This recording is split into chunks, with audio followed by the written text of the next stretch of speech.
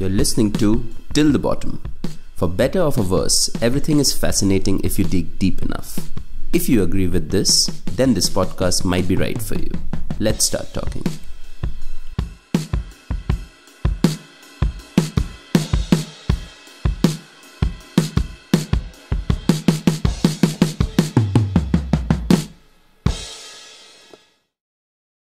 But before we start talking, we thought that it is important, since this is our very first episode of Till the Bottom, that we give you a slightly longer introduction about what this is going to be about, and just to properly introduce this first topic that we want to talk to you about.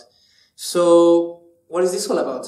Yeah, so this is basically what we are going to do is have unhurried conversations over a couple of beers, which will become quite inevitable, where we pick up interesting topics from here and there and kind of thoroughly introspect our way through. So, who are we? So this is Ignacio Gonzalez, aka Nacho. Yeah, Gonzalez. Gonzalez. Better known as Nacho. I feel more comfortable with Nacho. It's Nacho, just a thing about Spanish-speaking countries that everybody that is called Ignacio gets the So you're from Mexico? I'm from Mexico. Yes. I come from Mexico. And I am Anirudh Mitra, and I come from India. And I guess here I would be referred to as Mitra or Ani. Where is here? Here is Dresden. So we are in this beautiful city of Dresden, which is in the eastern part of Germany, where we came as master students, went on to do our PhDs, and now we are postdoctoral researchers, still hanging out in this old, quaint town of Dresden. And something that it's important about this is that we continue to be within the academic community. Mm-hmm. And that's going to be important for this podcast, because we can always draw people from this academic community to act as guests. So sometimes you will have both of us here talking about a certain topic all by ourselves. But I would say more oftentimes, hopefully, we'll have a guest here with us to discuss whatever topic is of our interest. And what kind of topics are we going to talk about? And why do we talk about these topics? What kind of topics? That's a difficult question, because I think we are going to touch on such a wide variety of topics. I don't know, just to give some examples of things that come to my mind now is we can range from skepticism, atheism, to artificial intelligence, topics on biology, genetics, evolution, materialism, etc., etc. Basically, the way we decide which topic we're going to bring you in each occasion is just based on our interest. Whatever piques our curiosity. Yeah, basically there are no rules, or there are no clear rules regarding how to select topics. Whatever we think is interesting, we're going to present you here. And finally, why are we doing this?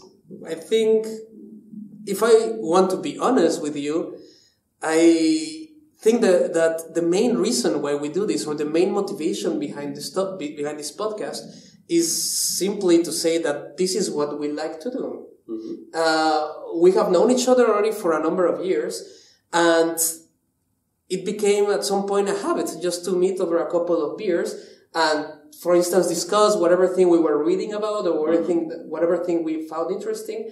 And these conversations many times just expanded over long periods, over several hours, and sometimes it felt that the night would be too short, that we wouldn't come to a conclusion. And eventually we came up with the idea, well, why not just record this? Because we really do think that some of the things we talk about might pique interest in some other people as well. Yeah. And this may be a channel which would allow other people to think about some interesting things, hopefully. Yeah, we just want to broadcast as much of this as possible. Mm-hmm. And I don't know, we just find it interesting. We have fun doing this. I don't know, I think I speak for both of us when I say this is something we both enjoy doing. And I think that could possibly be the best motivation to do anything in life in general. And I guess, that makes sense. Yeah. And with that, we should probably start with the first episode. Yeah, but just a little bit about what the first episode is about, because I think just being the first episode, it might be warranted to say a couple of words about it. We picked as the first episode the topic of I don't know exactly how to categorize it, but it's something like atheism / skepticism. And it's not because of its novelty factor. It's mostly because it's at the center of our worldview, I would say, right? It's not that we're going to do some groundbreaking conversation here of something that has never been said before. It's actually very common in the realm of podcasters and even YouTubers to talk about atheism and so on. But it's just this part of skepticism that it will pop out over and over again in many, many episodes and in many of our discussions. And we think that it would be a good way to start this podcast. And we basically are trying to chalk out our journey through skepticism in order to give some sort of a flavor of where we come from. Yeah. And with that... So after this, I think now it's really the time to start talking. Yes. Let's get on with it. And now, I think it's time to introduce the topic for this episode. I think today we keep the topic a bit more personal. Start by talking about the path towards skepticism. Yeah. So for this first episode, I think it's reasonable to consider that we should do this from a more personal perspective, also to kind of engage a little bit more directly with the audience. Yeah. And we selected this topic because it's to a very important degree it's kind of a feature that I would say, I don't know, at least personally, I feel that it defines a very large share of my worldview in general. You know, the skeptical kind of mindset. Mm-hmm. And I think that's a commonality between both of us. Now, I had a little bit of a concern before starting this. When we sat down to decide, okay, what is the first episode going to be about? I was a little bit concerned when we came up with the idea of, let's talk about our personal stories of how we basically became, quote unquote, skeptics. Because, since I already mentioned that we are basically very avid consumers of this kind of podcasts or this kind of format, this kind of long conversations, there's a particular subtopic or a particular subsection of all those conversations that are always kind of gravitating around the topic of skepticism and atheism, and a lot of people talking about their personal stories about how what was the moment where they turned atheist or skeptics more in general. And I was a little bit concerned because, I'm pretty sure that we're not going to say anything that is going to be outstandingly new or breaking news or anything that probably that someone that has also been listening to this kind of conversation has. But there's a point that we also want to hammer home with respect to where we stand in how our worldview is. Yeah, this is definitely very important. That's pretty much why we start with this. We start with this because many of the conversations that we are going to have are going to be better understood through the lens of skepticism, right? I mean, I think we both of us are rather materialist kind of people. Mm-hmm. Materialist not in the sense of consumerism. Giving a much more stronger point of view to objective reality rather than subjective reality. And this is going to filter through, I would say, the vast majority of the conversation. So it's really important to kind of show that up from the get-go. And I think the way in which we can make this somehow not boring for you, it would be if we take it from a personal experience. We want to have our personal narratives of how we ended up in this side of the spectrum. It's, you have in one side the esoteric kind of personality, and in the other extreme the more ultra skeptical kind, and I don't think we lean completely towards that side of the spectrum, but we are definitely somewhere closer to that range. So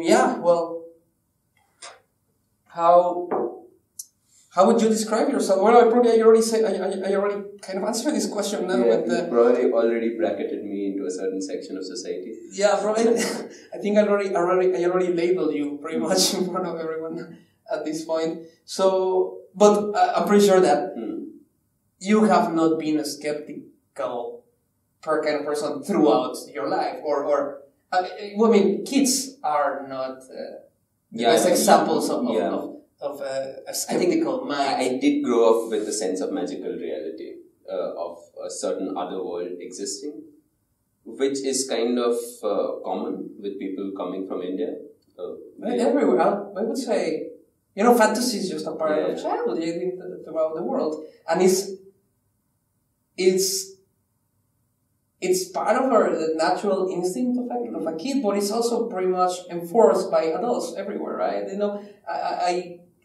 I do not know, and it was certainly not the case in my family, that, for instance, they didn't raise me up with in an environment completely devoid of fantasy or of, for instance, religion or it doesn't even have to be necessarily religion, but myths like Santa Claus or the tooth and the myths fairy. are very elaborate from like when you come from a polytheistic.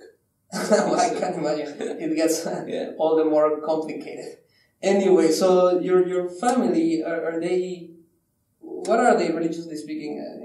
How would they describe themselves? Yeah, so I guess 80% of India are Hindus. So we are a Hindu family, which come from the east part of India, so we are Bengalis.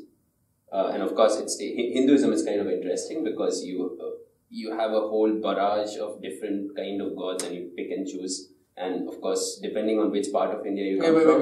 Wait. Yeah, I mean, I'm aware that I don't want to say a number and be completely off the mark, but it might even be around 1 million gods or something. No, actually, they even say more than that. Of course, we always try to exaggerate and wow people. So we come up with ridiculous numbers. But there's not a single individual that actually. So in principle, we can make a god out of any form of essence or any form of existence. But you kind of group them into teams, or like for instance, in the particular case of but the thing is, different parts of India will have different names for gods, which will have the same roles as some other god in another part of India. But they are not quite the same god. It's not like in so often you also categorize them as this is an avatar of a certain specific god. And of course, we also have the three major gods, the Holy Trinity concept. God, I thought the Holy Trinity in Catholicism was a complicated concept. No. It's actually no one tries to get to. Actually, there are people who try to get into trying and categorizing and figuring out. And there are wonderful books where they talk about the different myths and how every story there is a connected set of gods and different layers of stories happening as well. It's like Game of Thrones on steroids or something. Yeah, I guess. That's so crazy. Anyway. But in principle, so it's very fluid. So it's very hard when you ask a Hindu to describe exactly what his religion is. Because you will find all kinds of, even between two people coming from the same region, there will be subtleties of differences. So we also are a family which has traveled around in India, and I see that the cabinet where we keep our gods in the house, they start getting the regional influences. So my mom is traditionally from Bengal, so we have the Bengali gods. Then she believed in a certain set of philosophies. So got in those gods. And they're collecting souvenirs. So the family gets richer and richer. The cabinet, the family in the cabinet. So like their own personal army of Jesus. Yeah. Oh, that's complicated. Yeah, it's kind of complicated, but I would say so. I spent most of my childhood in the north of India, and I would say it's a relatively conservative part of society where we have a massive array of prejudices, which have their roots to the religion that we believe in. And now, I would declare myself rather ignorant about Hinduism. So, is it the case that you also have a sort of a holy book, holy scriptures, where you have a certain set of rules or recommendations about how to lead a good life? So that also varies from which part of India you come from, I guess, or which cult or which set of gods you follow. But there's not like a single unifying book or set of books or so I guess scripture. in principle, if you read Wikipedia, they will say Bhagavad Gita. Okay. But I guess at some point people ask this same question to Hindus, and they have to come up with the absolute book, and I guess some of them and came these up books with Bhagavad Gita. include like moral principles or no? Yeah, I guess so. I guess it's like, I don't know if you have read any Greek parables. No, not really. But we have like different variants of our religion, different mythology. They all come with a moral story, and I guess unlike like the Bible or the Quran, actually I'm not even sure because I have not read them page to page. Yeah. The characters are a lot grayer. So a lot of the characters, they have goods and bads. So there's a very colorful story that comes across, and then of course different self-appointed. So they are not like flawless at all. They do. Wise people will come up with, okay, this is what this. So means, kind of like this Greek means. like Greek mythology, Yeah. where the gods were also Pretty much. Their human fallible side was filtering through in many. And that stories. allows a lot of us to be as hypocritic as possible and still get away with it, because there is so much literature out there. You can always find a way to reason out why you are doing what you're doing is correct. Well, that happens also in the three Abrahamic. Yeah, but it's a lot more manipulations you have to do. Well, I can imagine you have to at the end of the day sum up stories coming from around 1 million different gods and who knows how many fables. It's a lot easier, I guess. But I guess one thing that becomes easier if you have a polytheistic system, or at least in my family it was quite rigid. So we don't have a set of established moral codes that we are not 10 commandments. Yeah, exactly. So, and I guess it went even further in the cult that we followed, or my mother. Yeah, so it's the main guy was alive in 18th centuries, or 18th or 19th century. I guess early 19th century. Is it like his name was Ramakrishna? Is that like a prophet or something? He's like a prophet, yeah. And I think he came up with a philosophy which was very all-encompassing, and actually I would say that it's actually even like there is nothing that is wrong with what he says, other than the presupposition that there is a spiritual layer. Like in general, talking about human harmony and how different religions are the ladder to the same terrace. So if you go and to the meditation centers that they have all around India from this cult, the place where you're sitting, you have quotes from all different possible religions. Okay. So it's encompassing all religions and saying that essentially we are trying to strive and reach the same place. It's kind of the main issue is that spirituality should be at the center, and there are many different flavors, so there are many different paths to arrive to the same kind of spiritual.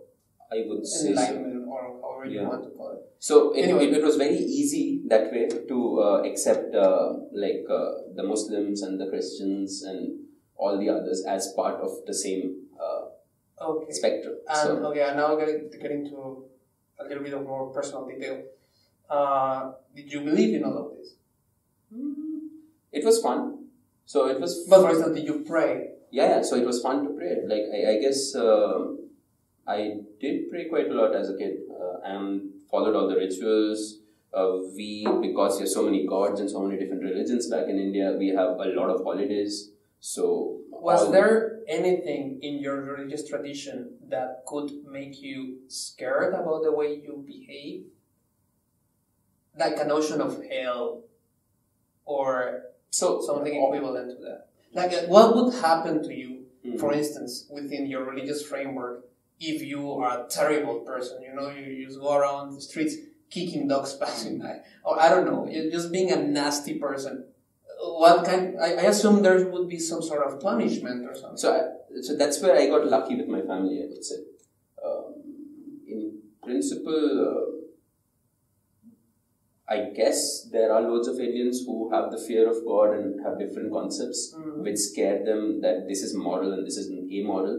But with respect to that, I don't remember being very scared. So for me, I just believe there was some goodness. The good you do makes you get better and go to... But I think that the point I'm trying to get at is that there's no system of reward and punishment where the religious tradition clearly describes to you what the reward is if you behave according to the rules and what the punishment is going to look like if you break the rules. No, I get what you're saying, but that didn't exist. I think most of these parables are so fluid. Like for us, like even in Buddhist traditions, they believe that you are kind of judged by what you do, and your next life you become what you are based on the good or bad you have done before. So we believed in reincarnation, for instance. But it was always fun to say, "Ooh, what if I do horrible things and I become an ant the next?" There's a hierarchy. But because it's so mixed up, so convoluted, all our philosophies and all. We can play around, fool around, joke around, or ponder about things in whichever way we want it.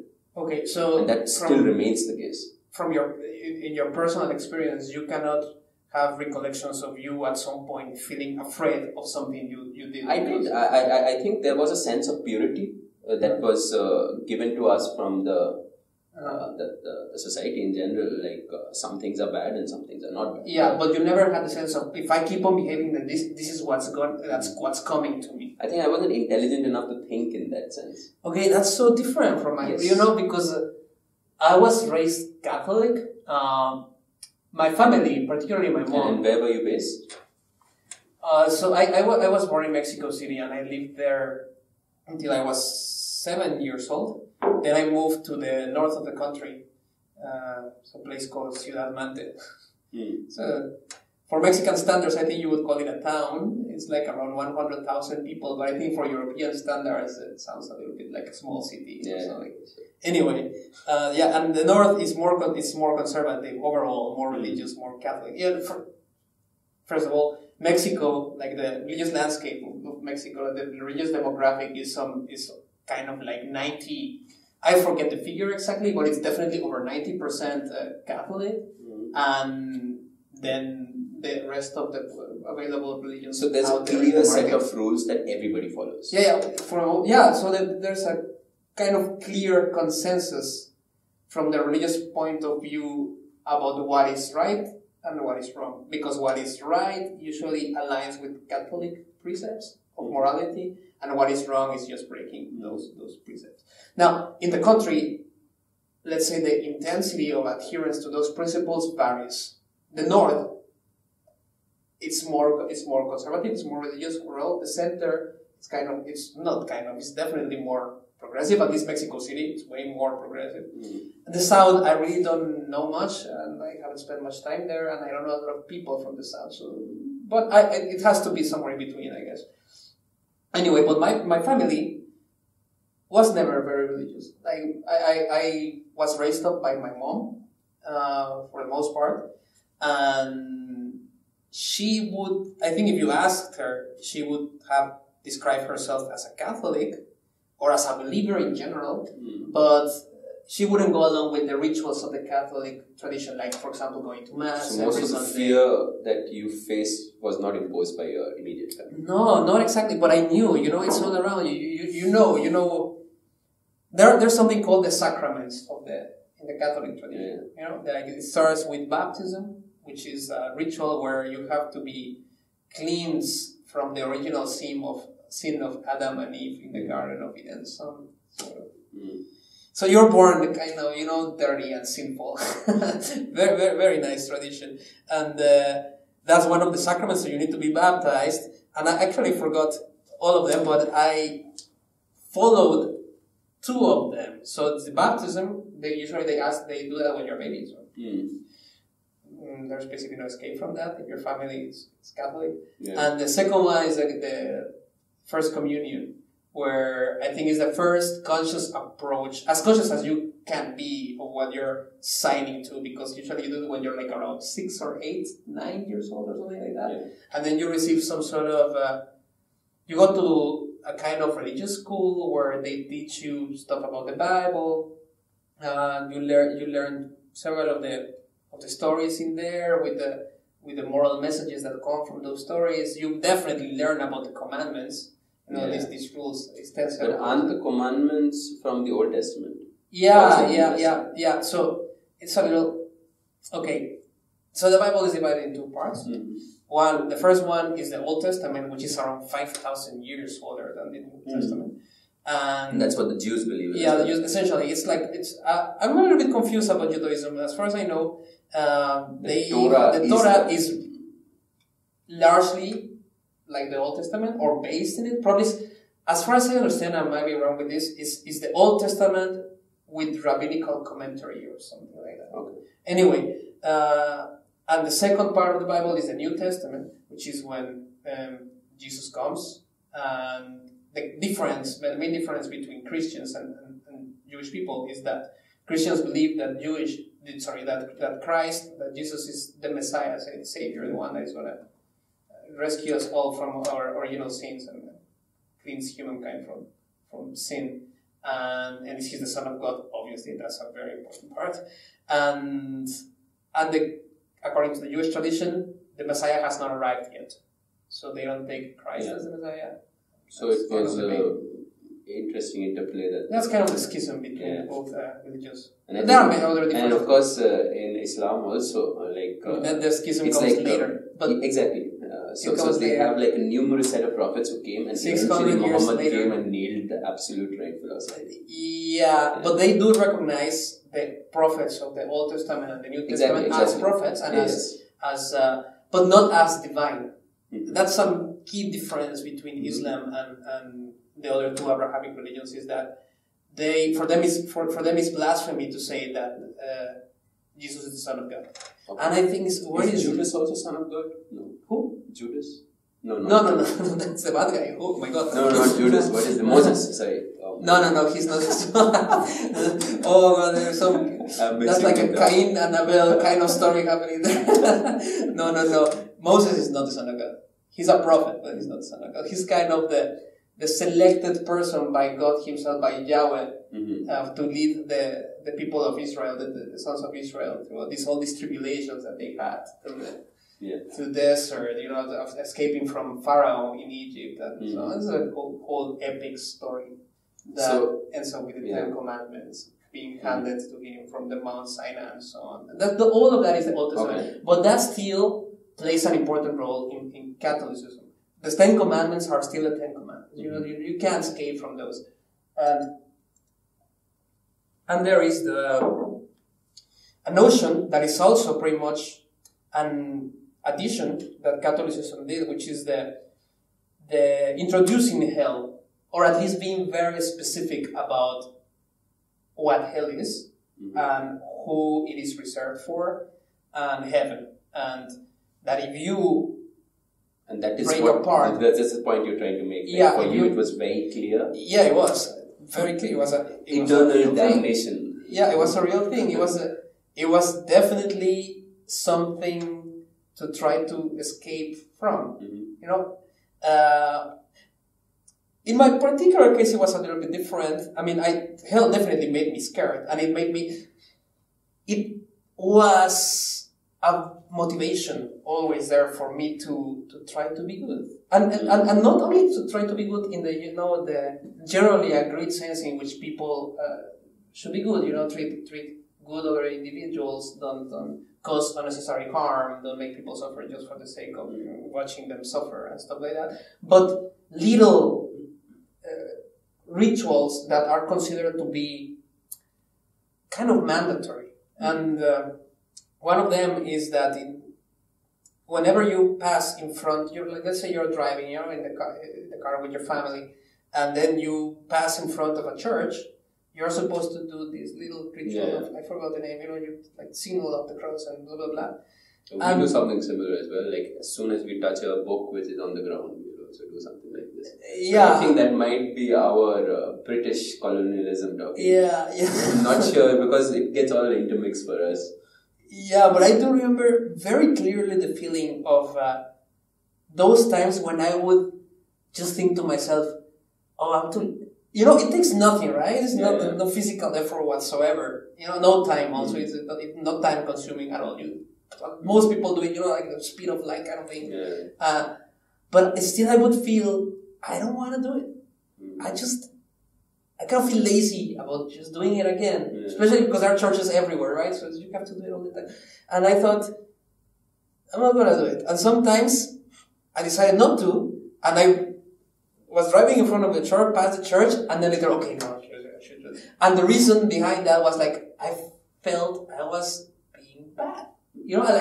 I should. And I was not doing it only for the sake of being good, but also because there was this motivation of trying to get as far as possible from the prospect of ending up in hell for something like that. Because you always have this idea that you're being watched. And it's not your idea. They tell you, this. But does that make a difference? If it's just accepted to be something horrible, isn't that enough to feel bad?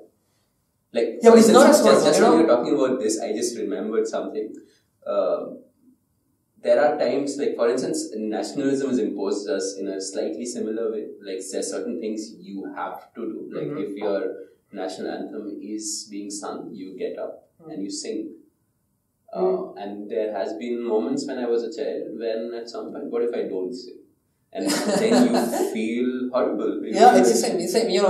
But there, I don't have that extra consequence of being like going to hell. The punishment is not of a cosmic magnitude, let's say. Yeah. It just stays in the social sphere, right? You're gonna get punished because the people around you are going to look at you and single you out. You're not following the rest of the team. You're not a good team member. Yeah. But it's a whole different league when you consider the punishment is coming from an unescapable, infallible source. But there's just no way. That's the question I have. Do you feel that difference? Of course you do. It makes a much, much bigger difference. It makes you paranoid. I think I'm coming across as this tortured, paranoid kid, always feeling watched with them, God's eyes focused on me. No. I, for the most part, I live my life like a normal, standard kid. But in these moments, it's impossible to not be conscious about it. To not be conscious that you are driving in front of the church and you're not doing this little ritual. And if you don't do this, it's probably not a major sin. It's definitely not a major sin. But it is wrong. And this entity is keeping record. This has the perfect memory, the perfect kind of animation. That image is there. Like, I think, you have someone who has a list for you and just ticking, okay, one more misdemeanor. Yeah, and I was... but in a very naive way, Santa Claus does. You know how it is in Islam? Yeah. It's I hope I get this right, but the gist of this idea of keeping record is like you have a kind of... I don't know if they're angels or kind of entities on your shoulders, and they are keeping record of your good and bad deeds. And this record is going to be kept, and eventually you're going to be kind of But this is something integral about humanity in general, right? Because it's in principle. And there's even like a point system or something. If you pray this and that, if you do your 5 prayers per day, then you gain points that are equivalent to the certain amount of good deeds. This is the whole, balance kind of system. This is part of human psychology, I guess. Yeah, it's like we do believe good things happen to good people. These kind of anyway. Lines, yeah. Anyway, point is, as a kid, I didn't live in a constant state of fear because of God that He was watching me. But there are some moments in which you cannot escape that thing. For instance, when you do your first communion, one of the requirements before you receive the body of Jesus in the form of a wafer, which this is the whole doctrine of transubstantiation, and we're not going to talk about that, but the whole point is that you need to be kind of clean, morally speaking, before you do that for the first time, not every time, but especially for the first time.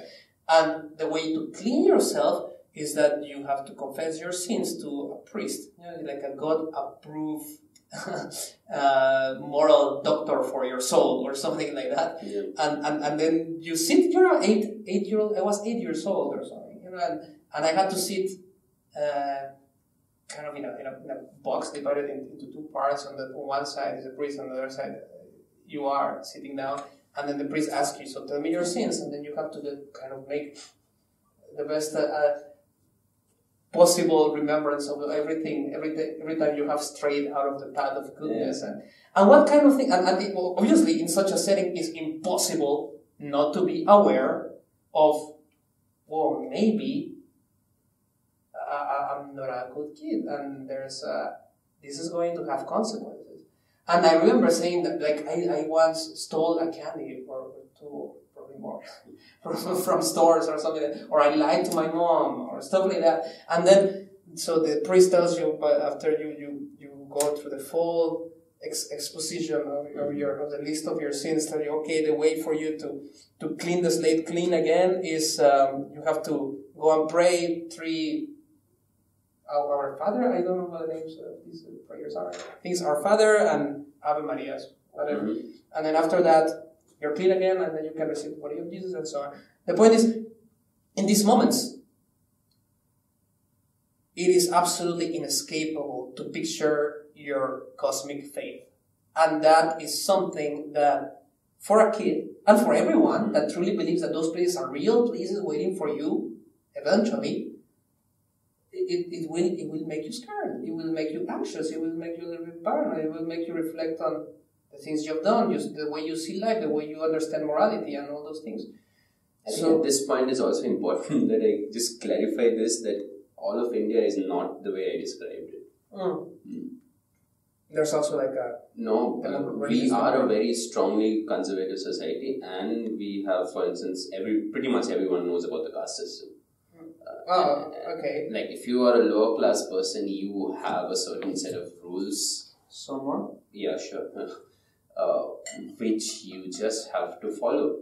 And similarly, if you are the highest caste, you have to follow a certain set of rules. And different parts of India have this thing imposed upon, like the caste system, imposed upon in different degrees of intensity. And of course, living in big cities, everything is diluted a bit. But of course, if you probe people enough, you realize that those belief systems stick around. So there are a lot of issues which arise out of our socio-religious background. Yeah. But I think I'm just so this is something I just wanted to clarify, because you are painting a picture which is extremely staunch and aggressive, in a conservative point of view. And I'm painting a picture of India being like this amazing place where everything is fine. Well, I think that's why so many people but that's the point I very clearly want to make, that we have our set of serious issues. Okay, because that's a very popular conception of India in the quote-unquote West, I think. The underlying point there being that there are many different structures that humans have devised to kind of keep control over the morality of communities. Yeah. I touched upon nationalism as well. Yeah, but religion is definitely one that is absolutely universal. Every single culture ever studied by every anthropologist has some form of religion or a system of supernatural beliefs.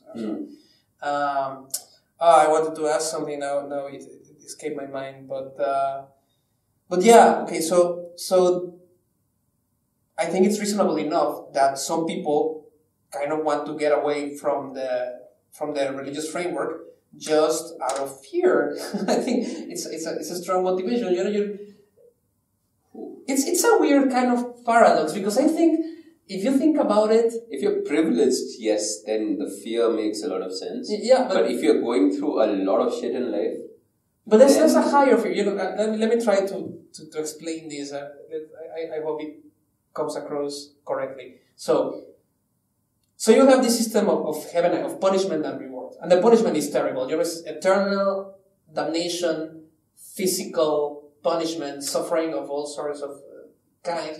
Stuff of worse than nightmares, because it's worse than you can as a human possibly imagine.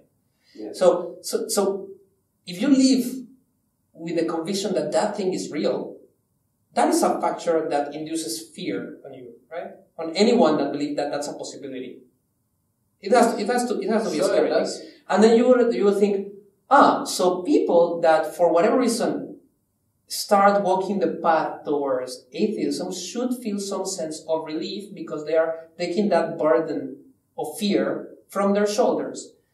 But there's a higher level of fear, or a heavier kind of fear, which is if there is no system of morality, if there is no judge, if there is no trial, if there is not a balance, a cosmic balance by a cosmic being of your good deeds against your bad deeds, and that there's no enforcer there to make sure that people behave well, otherwise they will get a punishment, that is worse, and that's more scary for a lot of people. People have this very strong internalized fear of chaos. If that thing is subtracted, if that judge, all-powerful judge, is subtracted out of the picture, I think, then that's a bigger kind of fear. Like if a lot of people defend their religion base as a source of their morality, right? Yeah, even at the expense of possible hell awaiting for them. So that's...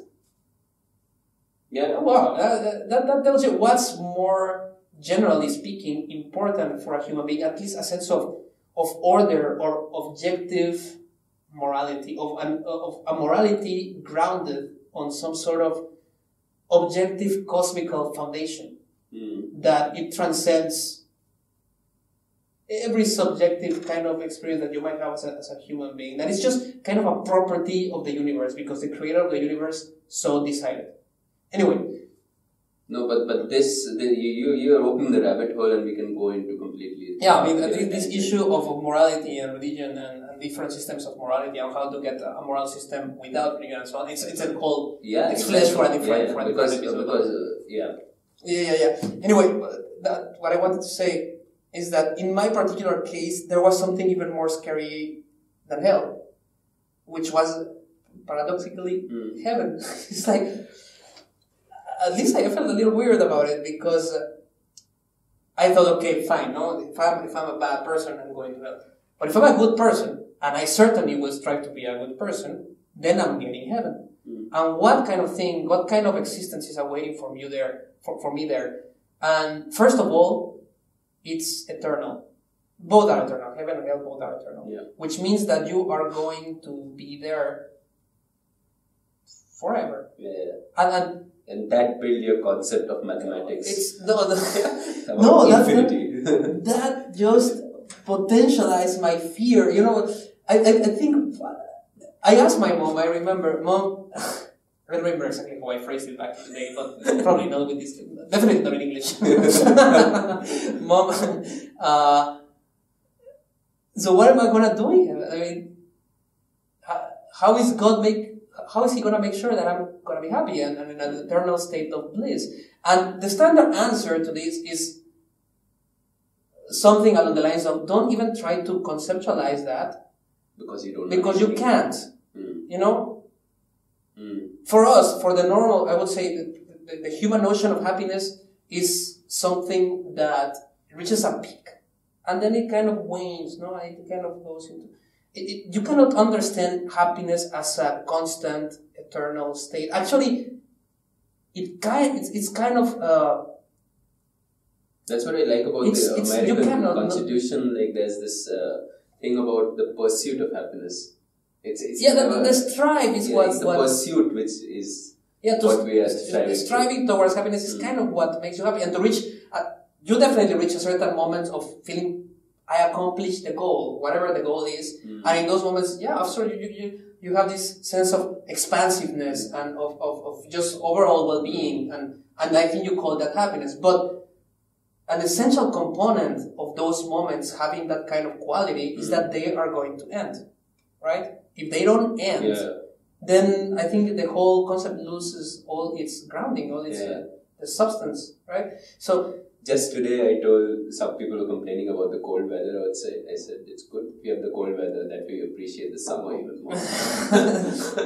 So no, like the striving is important. So anyway, so I posed that to my mom. How am I supposed to be in a state of absolute bliss and happiness indefinitely, forever. And the standard answer is something along the lines of, you don't worry about that. You cannot, your intelligence, your cognitive capabilities are just not sharp enough to cut across that kind of concept. You can't do it.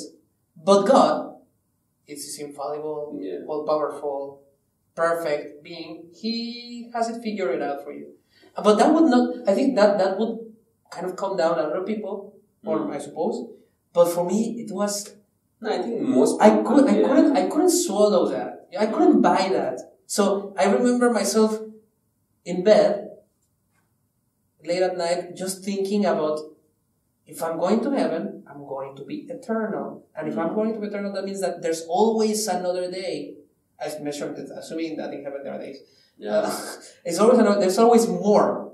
And eventually I'm going to run out of things to do or to think or to experience, and I will want to disappear. And then the worst part was like, the logical conclusion of that is that it's not, I don't have to wait until I die for me to be eternal. I am already. And I can't escape. And there's just no way out. This was put upon me, whether I wanted it or not. And for me, that was pure fear.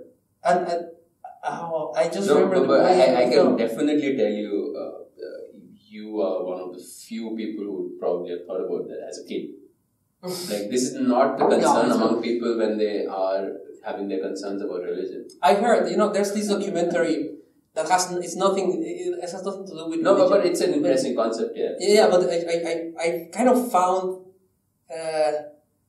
this kind of feeling mirrored in someone else when I was watching a documentary which was about CERN, actually. There is this Greek physicist, something Savas, I don't remember now his name, but he talked about eternity and heaven in exactly the same way, and how he was afraid of it because of that, because now I'm eternal, this is it, there's just no end of, my consciousness is always going to live to see another day, more and more and more and more. And that, for me, was a huge deterrent. I just wanted out. I wanted out. I couldn't cope with that idea. And I cannot connect how that kind of triggered my path towards leaving religion altogether, but it was certainly a fear. And I felt a huge sense of relief when I finally kind of was, realizing that this whole thing of religion just did not make that much sense. Do you feel it? Right? So I was just thinking, if we but reincarnation is kind of the same thing. Yeah, it's like a natural chain of events. It's just that the consciousness or the soul or whatever keeps passing on, and at some point it gets weak because it's like Groundhog's Day, where you keep doing the same day until you have that perfect day and you get enlightenment. But yeah, but the thing is, people don't think it through. Then I have never thought it through. One question: after each cycle, let's say you die and then you're going to reincarnate into whatever other creature. Is your memory erased? I mean, because that would be kind of the solution. I guess that's the whole point. And I went because of course there are a lot of anecdotal stories about how this small kid takes people to this other place where this person did this to this, and he was one of them living there, and so it was him in the previous life. Like, and there are loads and loads of these anecdotal stories, and people look at you and then knowingly say that. And people come up with profound stories. Like, people write books on this. Like, there must be enough books on the anecdotal evidence which really proves reincarnation. Like, the other day, a friend of mine told me to really read this book, because this is a hypnotist who is getting things out of these set of individuals, and there is no way he's lying, because he's doing it in a very scientific way. I haven't gone through the book. I don't even remember the name, but I'm supposed to read it now. I wish you could remember the name title. There was something I wanted to say regarding reincarnation that has to do kind of with my. I don't know. I feel like I'm stuck in going on. Yeah, I guess so. Should I? Because no, I think what's the next point we want to discuss? I think we want to say Yeah, so this is how we felt when we were still, let's say, quote unquote believers. But I think it would be important to say which kind of experiences or how you reasoned your way out of it. Yeah. Can you tell? Can you? Fair enough. So it's very tricky for me to give like a concrete way I reasoned it out. I guess. So in general, religion was very malleable for me, right? I can pick up any god and everything was interesting. I'm following all the religions. I went to a Christian school. So I was also praying every day to a Christian God, reading Bible. I was good in singing, so I was in the choir and going and singing in the church for major Christian events.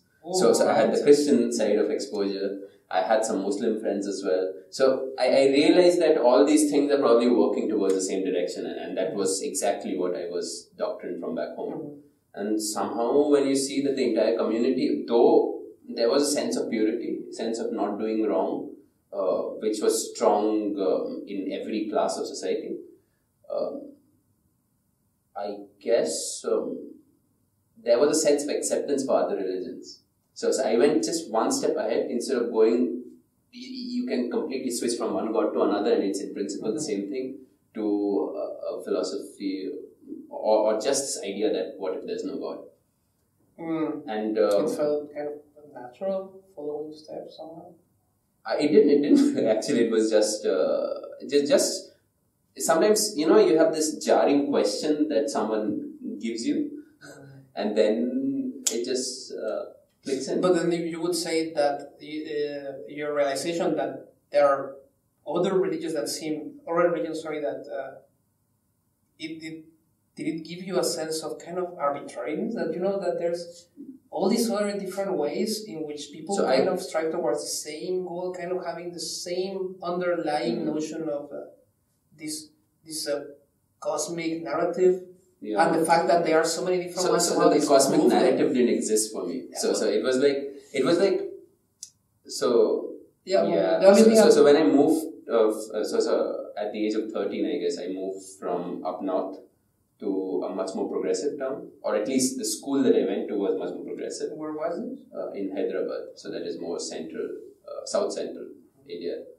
And the school I went to was really progressive, and I got exposed to new music, culturally a lot of different things which I wouldn't have back then at that age.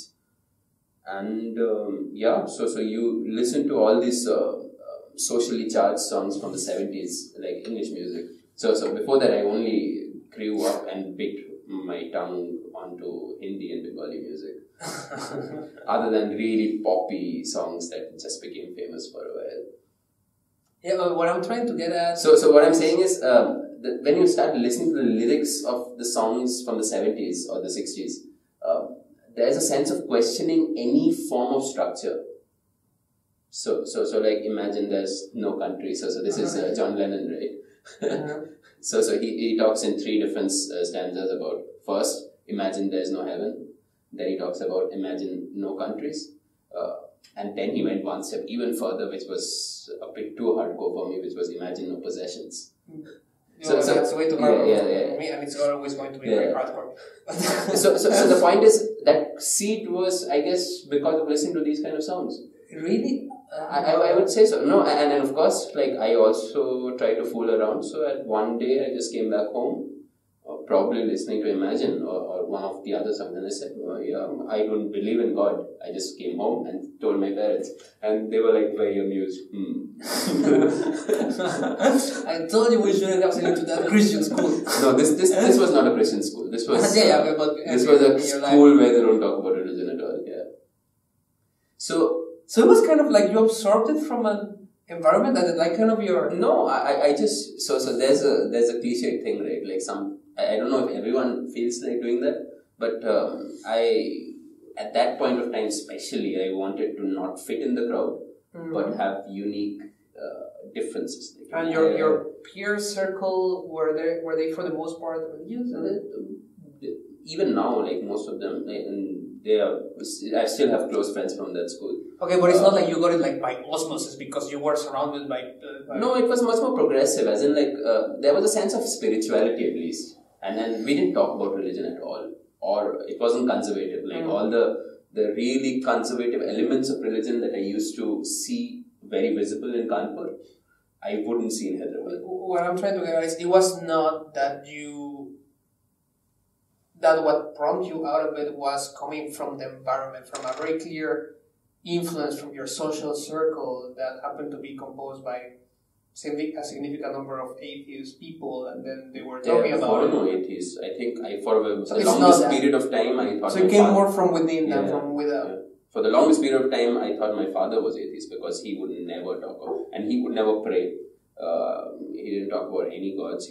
I've never heard him talk about mythology in general. But the more I've talked to him about it, he believed in some sort of a spiritual layer that you get a sense of from time to time. All right. No, for me it was a big struggle because for me the main driving force getting me out of this religious mindset was a need to understand how, broadly speaking, how the world works, but particularly speaking about, I think for the most part, what's going to happen after I die? You know, what's next? Is there anything?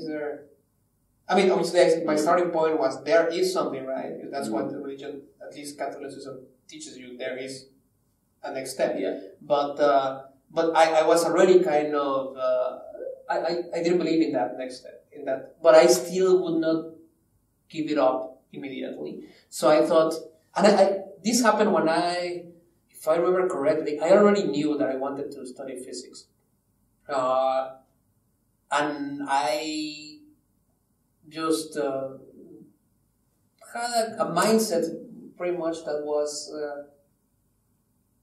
aligned with trying to understand how the world works, how the laws of physics actuate in the universe, and I was trying at that time kind to reconcile both worlds, you know, the spiritual and the world as described by physics, and I think that's what you would commonly refer to as kind of New Age kind of thinking, you know, Deepak Chopra style, something like that. And so you really you were very thought out person. A very embarrassing kind of confession, but if I have to be completely honest, I did go through a New Age kind of phase in my life, and I did have some pretty kooky ideas about how. So do you want to elaborate on some stuff? I think that's the whole point.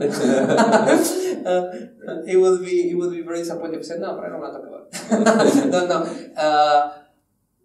No. So at some point I remember this particular belief that I was kind of desperate trying to cling to it. I wanted it so much to be true. And it was along the lines of reincarnation. Because I reasoned that the only way for me to bear eternity was if eternity was divided into chunks of experience, and you were conscious throughout those chunks, but after one of those cycles was over, there was this erasure procedure going on particularly in your memories, that when you started in such a way that when you started a new cycle, you have no recollection of whatever happened. So for you, it was a completely new. So you really thought it out for the Hindus as well. No, but I went. God, this is so embarrassing. That's probably because New Age mysticism. There's a lot of but I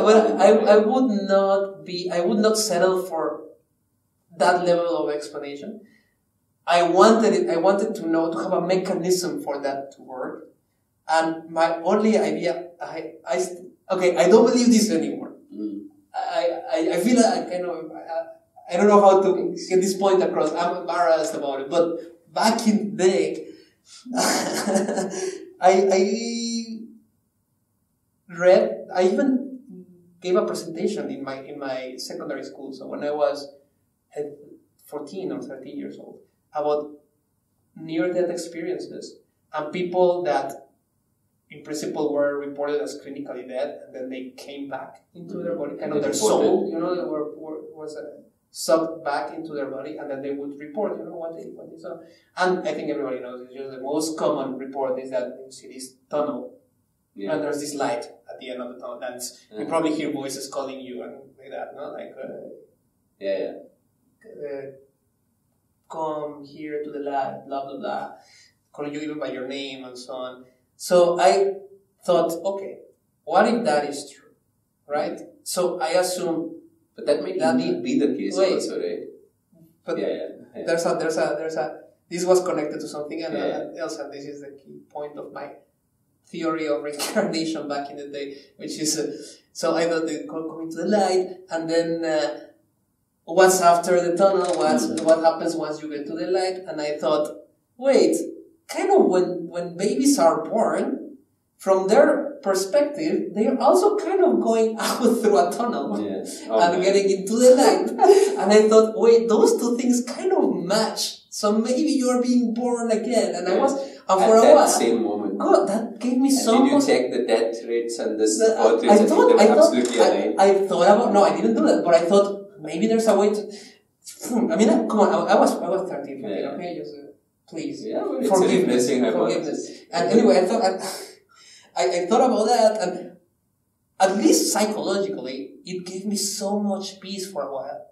I thought, this is it. This is the way out. Now I just need to find kind of evidence for this. You have convinced me. Now I believe that. But I hope this doesn't backfire. Okay, like, oh, that makes so much sense. So that's what happens. No, no, but it did make me feel like a huge sense of relief. Like, that's it. So I've been through this already. And do I remember what happened in my past life? Of course I don't. So it worked. The process worked. And in this way, I can bear eternity, like, it's the only possible way. I couldn't think of a different way. But of course, as the time passed by, I just realized, as you learn more and as you think more about it, there's just no evidence for that. How would you even gather evidence for that? Because I think what eventually, the way for me to pull myself up by my bootstraps was that at the end of the day, I needed to collect facts and evidence to support that. I would not just believe it. I like the belief. I like how it made me feel, but I knew that if I was not able to collect evidence for that, I was not able to collect facts supporting that, then I would have to just put it away. However painful that was. But anyway, so I went through this phase. So you were a scientist before you... And I was thinking, what is your soul? If your soul, it's not matter, then it has to be some kind of energy. And what do I know from physics? Energy cannot be destroyed, cannot be created, it always has to be conserved. So this thing has to kind of go through cycles. It cannot just disappear. So if after I die, it just cannot vanish. It's energy after all, right? And I will go through those kind of ways to justify and to cling still to this supernatural view of the world, and kind of at the end of the day I failed miserably at it. It made me feel good, it gave me peace, it made my soul calm. You found out all kinds of logical reasonings. I found loopholes and the point was to merge. But that's how like religious, what do you call religious philosophy? Theology? Yeah. The theology is very malleable and flexible, right? You come up with a lot of things, you reason out things. Of course, yours was a very pre-pubescent. No, I just wanted a way out. And I wanted a religious argument. Evidence-based, quasi-religious kind of system. Yeah. And I wanted to subscribe to that. So I went through this phase, and then my family didn't help at all. because there's I have some aunts that are, I think they still are, and I'm sorry if any of them ever listens to this, but it's not that, I'm not trying to denounce them or anything, but they are pretty much into a certain school of New Ageism, or something like that. They practice something that they call universal energy. I don't know, probably you've never heard about it. No. Lucky you. But I did hear about it, and for a while I was into it, and I was attending these courses, and I don't remember much, but I remember that there was like a sort of guide, spiritual guide, and this Mr. was Vietnamese, and I don't remember his name, but before every course started, we kind of had to get only his permission, but he had to kind of send energy from wherever he was in Vietnam to the people sitting in this classroom, so they would be allowed or kind of ready to take in the teachings that my aunt was going to proselytize in there. So we connect through Skype to this master. So he was sitting in Vietnam? Yeah, he was somewhere in Vietnam. Somewhere in Vietnam. And then we were sitting in a classroom. We don't have like a class, and then my aunt and my uncle are talking to this mister, and then everybody had to kind of close their eyes and think about the energy flowing into you. And it was this mixture of physics kind of things with, for instance, chakras and stuff. No, but there's so many people in the world who are so convinced about it. And it works. Deepak Chopra is a millionaire because of that. No, Reiki and stuff as well. Like, I also have relatives and friends who are like doing some forms of yoga and other different practices, which are very in between. Like, of course, I'm not saying that yoga has not got its benefits. Like, a lot of it is also... It's a kind of sport after all. Yeah. No, that's how the Europeans see in... there has this we don't do it for... The meditation side, which also... Yeah, the meditation side. And that has its own set of values.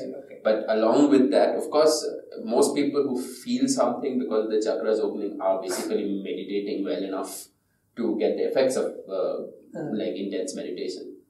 But nothing really in the other world. You don't need to call on the supernatural. Yeah. Anyway, so.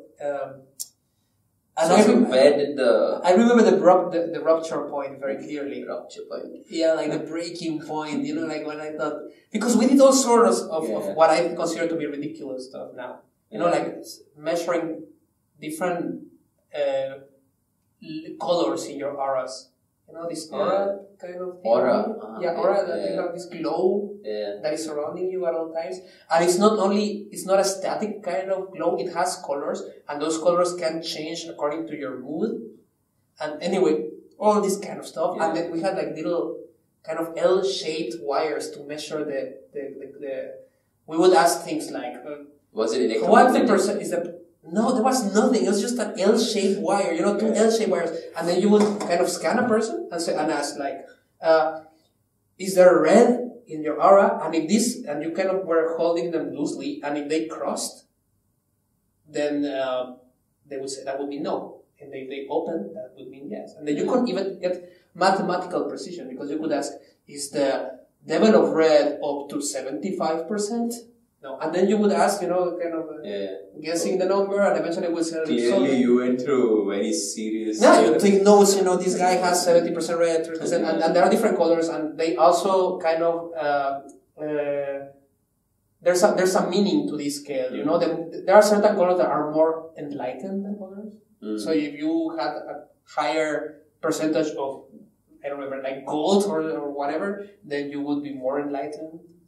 Anyway, chakras open. You should never open the chakra number 1, because if you open the chakra number 1, all this energy coming from there would get into you, and you wouldn't be able to manage it.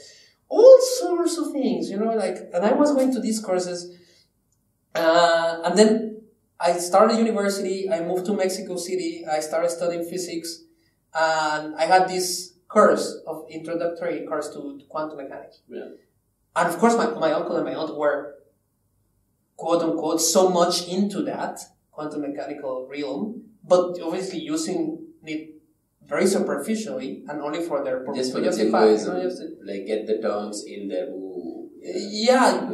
And get notions. For instance, they would read somewhere that electrons have no definite position, but only a probability of being in a certain place at a certain time. And if you measure there, you have this chance of finding the electron there. But if you don't perform any measurement, then the electron is a cloud. It's like they're spread over space. And they extended it to large. They extended it to souls. So, for instance, for them, kind of dreaming was your soul going into somewhere else, and being into places was kind of part of it in your body, but part of it somewhere in the extended state of consciousness. So when you're awake, then you're measuring. It's something I don't know, and when you're awake, you are an observer, and you kind of localize your soul back into where it should be, which is in your own body. Anyway, it's actually pretty cool. Right? Yeah, but totally there is these kind of varying concepts from quantum mechanics into the Lala world of these new age kind of theories, and with all license, there's no rigor, nothing whatsoever. And then they got to know that I was studying quantum mechanics, and then my aunt asked me, "Hey, when you're coming for holidays, would it be good if you give some course? Like a little course on quantum mechanics." Obviously, how much could I know about quantum mechanics back then? Still, it's not like I know a lot now, but obviously I was 19 or 20 years old. My introductory course to quantum mechanics, it was just the very basics. And, but already those basics were enough for me to see that these concepts could not justify all this system of belief, right? There was no possible way. That auras didn't have colors. Colors are photons vibrating in a certain frequency, those are not colors. And then I thought, I'm gonna tell them that. And then but you didn't know biology and how the chemicals in your head would interpret. No, but I kind of had a rough idea what colors are and what they cannot be. No? But colors can be simulated in here. Yeah, but for everyday perception, you have an implant that is trying to messing up with your visual system. Anyway, so I went and I started my course, and I remember I did a little bit of equations, but nothing really complicated. I just wanted to get some grounding for some concepts that they would use in their courses, but from a more rigorous physical perspective. And I just remember that my uncle just stood up and left. He wouldn't listen to me. The course was supposed to last a week. The first session, he stood up, left, didn't like what I was talking about, and never came back and made excuses. And I went full on against the notion of an aura, and I saw my aunt. My aunt was just like, "What have I done?" I probably didn't convince anyone, right? I was just talking, but she realized that this is not what she had in mind. She wanted this course to be part of a foundation, to be some sort of a confirmation, like a pillar. Like now we have this scientific approval stamp that it's everything we are teaching you is true. Don't you see? It's physics. But it was not like that. And by then I was just now kind of essentially out. And then I started reading, and I think the lecture that I had, I think we share that about the atheist books, these evil books. And do we continue talking about that, or we keep it for the next section now? Because we're already here a bit high on time. Yeah. The thing is that this could be a whole new episode, so probably it would be good to leave it for another occasion, because I think we just reached the point in which both of us were out of the religious mindset and leaning towards a more skeptical worldview. Of course, we can elaborate more on these things as well. So we were there, but then there is this other period that came afterwards where you kind of sharpened your arguments and understood better the naturalistic worldview. And that definitely involves, at least from my part, and I'm sure that from your part too, a lot of reading and listening, and to certain kind of people, like Richard Dawkins, Hitchens, the so-called new atheists. I hate that. No, for me, the focal point was Carl Sagan to start with. Carl Sagan? Yeah. I started reading kind of late in my life. I stopped reading once I became older. No, for me it was the opposite. But all those books, and at some point I was just digesting debate after debate in YouTube. All of these things are on YouTube. And it depends, right? The transition phase is still continuing, I would say. And I guess at this point we just say to be continued. Yeah, so what's left to talk about is about how to. I don't want. It's not like we are on a mission, I would say, of spreading atheism. It's not a mission that I have. Not the nicest word. No, and a couple of years ago, I would have had that kind of attitude of, because also it was kind of like new toy, and you just wanna say it to everyone, you know. But it's not the kind of attitude that I have now. But I do think that it's definitely important that these ideas, this more skeptical worldview has a way out. It has a larger audience, and it has a way. At least you can scratch the surface, it really annoying part of some people's brains. Because it really changes the way you see the world, and I think it changes it for the better. So we think we will leave this for another episode to talk about how to accomplish that, or who is doing that. Maybe the process we went through, like keep it a bit personal, and then lead on to that. Who's doing that? Even it's a little bit presumptuous, but recommendations or something like that, and that kind of stuff. But we leave that for another episode of Till the Bottom. Another episode till the bottom. Okay then. See.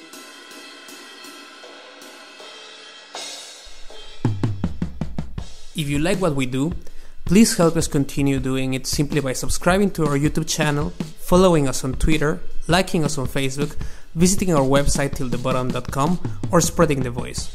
All the links are provided in the description. Thank you for listening, and until the next time.